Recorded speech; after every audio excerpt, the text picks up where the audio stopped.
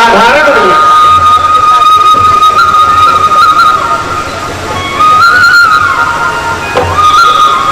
जाते जाते महादेव ने त्रिशूल डमरू को त्याग दिया, नाग को त्याग दिया, बैल को त्याग दिया, सबको धीरे धीरे, चंद्रमा को, फिर गंगा को भी, फिर एक गुफा में लेके जाते हैं देवाधिदेव महादेव माता पार्वती को, अमर गुफा। और उस गुफा में आमने सामने बैठते हैं और माता पार्वती से कहते हैं भोलेनाथ कि हे गौरी, कथा ध्यान से सुनना और बीच बीच में ओंकार भरते रहना। मैंने कहा ठीक है स्वामी, ठीक है। महादेव ने अपना तेज फैलाया कि कोई हमारे और पार्वती के सिवा इसमें हो तो चला जाए। इतना तेज फैलाया कि जो भी जीव जंतु थे उस गुफा से बाहर चले गए, भाग गए। एक सुख था, एक जोड़ी, सुग्गा और सुग्गी, उन्होंने एक अंडे को जन्म दिया था, अंडे में बच्चे पड़ गए थे और वो सुख और उसकी पत्नी तो भाग गए, लेकिन अंडे में बच्चा पड़ा था, अंडा फूटा नहीं था, उसी में रह गया। जब भोले बाबा ने कथा सुनाना शुरू किया माता पार्वती को, तो माता पार्वती पीछे दीवार काटे निकली थी और आधी कथा पहुंची कि माता को नींद आ गई और माता जो हुंकार भर रही थी वो बंद हो गई। और इतने समय में वो सुख बड़ा हो गया था, अंडे से बाहर आ गया था। उसने कहा माता तो सो गई, अगर मैं हुंकार भर लूं तो पूरी कथा मैं सुनूंगा और मैं अमर हो जाऊंगा। और वो सुख बच्ची कथा सुन रहा है, हुंकार भर रहा है। कथा जब समाप्त हुई तो महादेव ने कहा गौरी उठो। तो मैया ने कहा कि तब क्या हुआ, ऐसे तब क्या हुआ? बोले क्या वो खत्म हो गए? बोले अभी जहां तक बताए हो? बोले वहां तक बताए तो काफी समय हो गया, 6 महीना बीत गया। हुंकार कौन भर रहा था? बोले मुझे नहीं पता, लगता होगा कि आंख लग गई थी, जैसे आप मोबाइल कथा में सोचिए, देखिए कितने लोग मैंने देखा सो रही है, अलमस्त, नींद आ ही जाती है। मौसम भी आज अच्छा, प्रभु के दया से कुछ रोज से थोड़ा। और ये माता पिता की गोदी है, सच्चा सुख मिलता है भगवान तुम्हारे चरणों में। ये उनकी शरण है, चरण है, वो झूला झूला रहे हैं। ये माता पिता की गोदी है, इसलिए आप आत्मविभोर हो जाते हो और आपको कथा में लीन होते होते निद्रा आ ही जाती है माता पार्वती की तरह। हाँ, एक और बात है, जो टेक लेके कथा सुनता है उसका फल आधा हो जाता है और उसे निद्रा ज्यादा आती है। माता पार्वती ने टेक लिया था और माता बीच कथा में सो गई, फल आधा हो गया, पूरी कथा नहीं सुन पाई।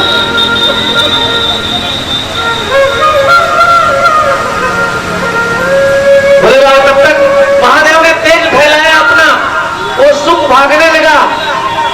महादेव ने कहा अभी आता हूं, त्रिशूल उठा लिया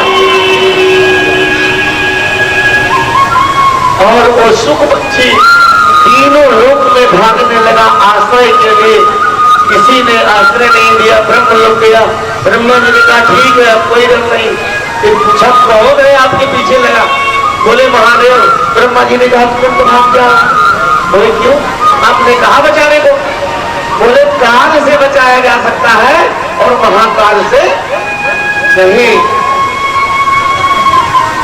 जिसके पीछे काल है उसे कोई बचा सकता, मैं बचा लेता, लेकिन महाकाल लगे हैं स्वयं, तो महाकाल से बचाना नामुमकिन है। और महाकाल जिसे बचाए उसका काल भी बाका बाल नहीं कर सकता। कहा गया अकाल मृत्यु मरे जो काम करे चंडाल का, काल उसका क्या बिगाड़े जो भक्त हो मां काल का। इनके शरण में रहोगे तो सेफ रहोगे, क्योंकि ये त्रिशूलधारी है, तीनों सूल को हरने वाले हैं। 3 प्रकार के सूल होते हैं, दैहिक, दैविक और भौतिक। ये तीनों प्रकार के ताप पाप से मुक्ति पा जाओगे। मरना तो एक दिन सबको है, लेकिन जब महादेव की शरण में रहोगे तो प्राण पीड़ा नहीं होगी, घटका नहीं मारेगा, और भोले भंडारी चटपट चले जाएंगे और जीवन मरण से मुक्ति मिल जाएगी।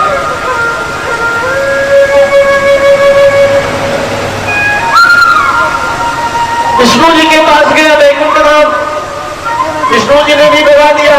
देवराजेंद्र के पास स्वर्ग गया उन्होंने, अब वो फिर धरती पे आ गया और सुबह का समय था, व्यास जी का आश्रम था, व्यास जी जिन्होंने वेदों की रचना की, चारों वेद 107 18 पुराण की रचना की, उनका आश्रम, सुबह का समय था, सूर्य भगवान वही डाली लिए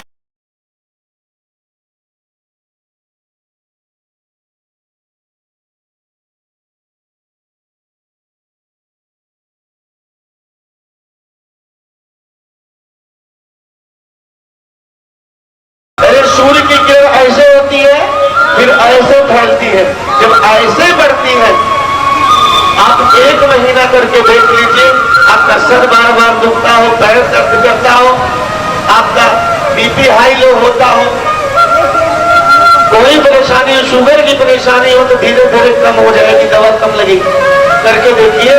सुबह जब नाली निकलती है ऐसे, तो आप अपने सर से 1 बीता ऊपर हाथ करके और जल सूर्य भगवान को समर्पित करिए, और वो जल को चीरती हुई किरण आपके शरीर पे पड़ेगी और आपकी बीमारी कटेगी, खत्म होगी। करके देख लीजिए। पहले सब लोग अर्घ देते थे और अब के जमाने में आज क्या है, कहा गया कि भोर में स्नान कर लीजिए तो अमृत तुल्य है,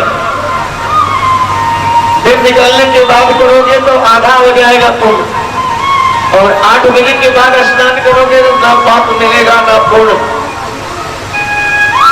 जल से करोगे 12 बजे तक, और 12 बजे के बाद अगर करते हो तो फूल से स्नान करते हो, 3 बजे के बाद करते हो तो पीप से स्नान करते हो, शाम 6 बजे के बाद करते हो तो समझ लो नरक से स्नान करते हो। और जो लगातार शाम को ही नहाए जा रहे हैं, ऐसे नियम बना ले बहुत सारे लोग, जिनमें नहीं नहाते,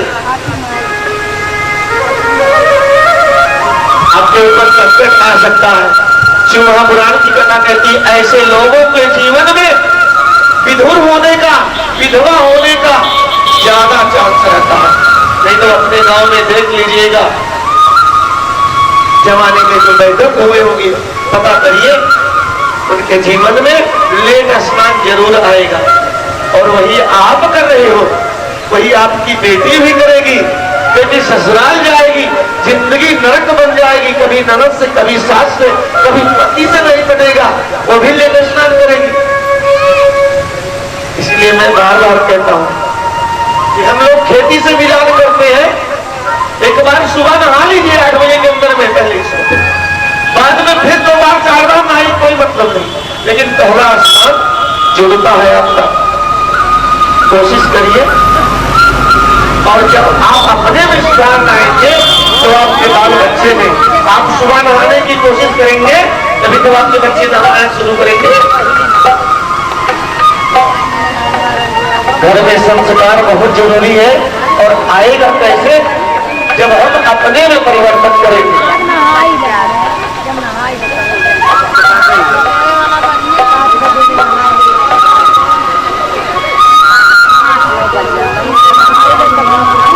अर्घ दे रही थी सूर्यदेव को माता मीठिका, व्यास जी की पत्नी, क्या नाम था, मीठिका। जैसे उन्होंने कहा ओम, तब तक सुखदेव जी जाके मुंह में समा गए, अंदर पेट में जाके बैठ गए।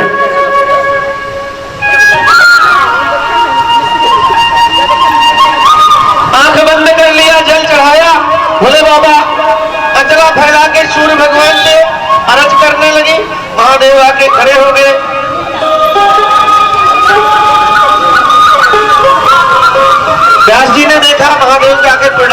बोले प्रभु कैसे?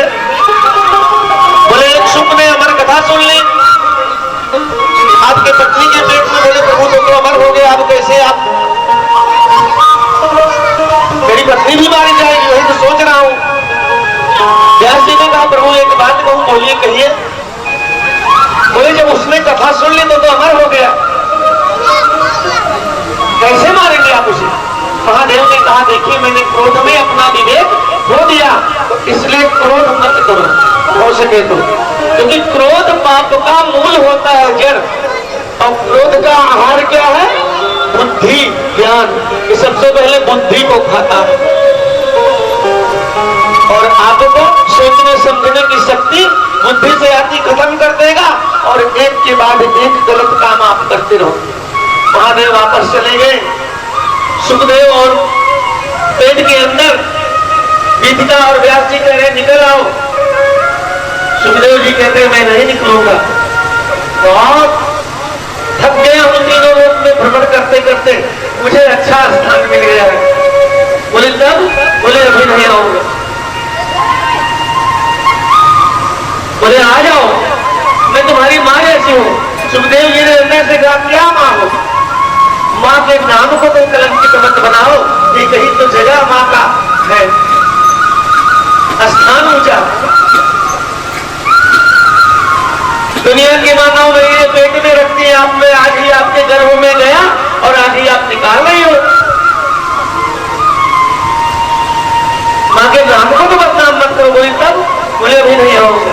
इस तरह सुखदेव जी 6 साल रह गए और व्यास जी जहां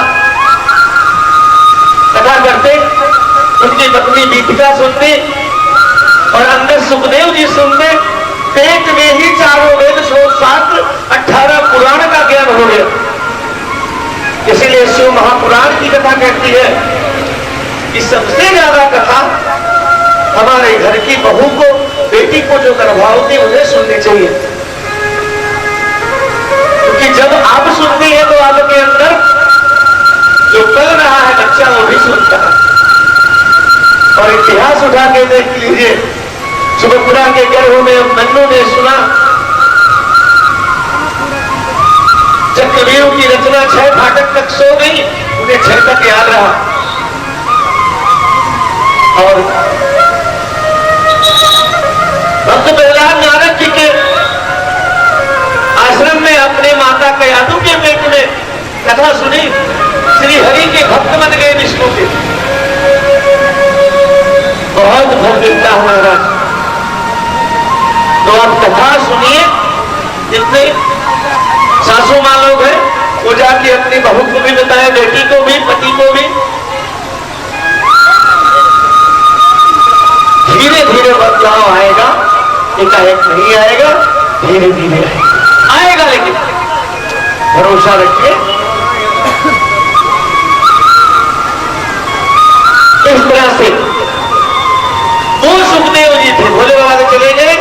राजा परीक्षित को उनके गुरु सुखदेव जी के पास भेजते हैं और जाते हुए घबराए हुए सुखदेव जी चरण पे गिर पड़ते हैं। जैसे हमारे घर में कोई जवान मृत्यु हो जाए या कोई कुछ हो जाए हादसा, तो कितना भी आपके पास दिमाग हो, बुद्धि खत्म हो जाती है, खत्म हो जाती है बुद्धि। और दूसरा कोई समझाता है तो ऐसे ही राजा परीक्षित को सुखदेव जी समझा रहे हैं। सुखदेव जी समझाते हैं राजा परीक्षित के, जाते हैं श्रीमद् भागवत कथा 7 दिन के रखते हैं, सब लोग सुनने जाते हैं। 6 दिन बीतता है, 7वां दिन जब आता है, जिस दिन उस तक्षक नाग को जिंदा होना था, नाग जिंदा हो जाता है। एक ऐसा पहरेदार घर बनता है जहां अंदर कथा होती है, बाहर पांडाल लगा रहता है कि 7 पहरेदार 7 जगह कि कोई अंदर जा ना सके। कथा दिन में भी होती थी, शाम को भी होती थी। कथा दिन में हुई, वो तक्षक नाग वेश बदल के आता रहा, कभी मच्छर का, कभी चींटी का, कभी साधु का, लेकिन अंदर जा नहीं सका। फिर उसने पता लगाया कि मुझे जाना है, आज काटना है। और उसके बाद पता लगा कि माली शाम को श्रृंगार के लिए भगवान के फूल लेके जाएगा। और जब शाम को श्रृंगार के लिए फूल लेके जा रहा था, जैसे आप लोग बैठे हैं, ऐसे एक तरफ खड़ा था कि इधर से जाएगा, और डलरी में फूल का एक फूल को छू दिया और उसी फूल में समा गया तो तक्षकनाथ। और वो फूल खूब सुंदर बन गया और उसमें मृत्यु की महक आने लगी, अद्भुत, अलौकिक, आश्चर्यजनक। और जैसे वो 7 महीने के बाद पहुंचा जहां कथा हो रही थी, सुखदेव भगवान का श्रृंगार कर रहे थे, तब तक राजा की नजर परीक्षित की पड़ती, मालिक क्या है, बहुत सुंदर महल। और राजा ने देखा जल्दी वो फूल देखो कितना देगा। माली ने देखा तो चौंक गया, करंट लग गया 440 वोल्ट का। ये फूल मेरे फुलवारी में नहीं है और मैंने लाया भी नहीं, ये कहां से आ गया? अगर मैं बता देता हूं, अगर मैं बता देता हूं तो मेरी जान चली जाएगी, क्योंकि 7 पहरे के बाद मैं आया हूं।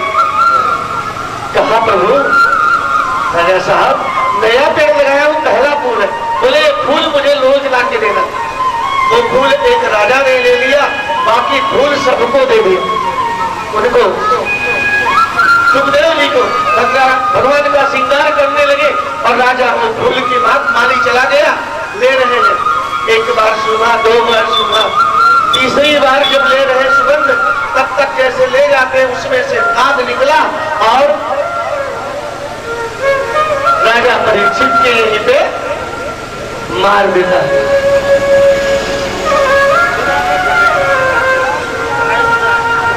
सिंगी ऋषि ने वरदान दिया, बहेरा जब सांप तो काटेगा, अगर उस स्थान को आपने देख लिया तो बच जाओगे। अब यहां कैसे देखें? आपने बिंदी लगाई थी आज, आपकी बिंदी क्या हो गई? कैसे जानेंगे? आंख से देख नहीं सकती, हाथ ले जाएंगे कि हाँ है कि नहीं मेरी बिंदी। पुराना गीत था, यही छैया टिकुली ऐसे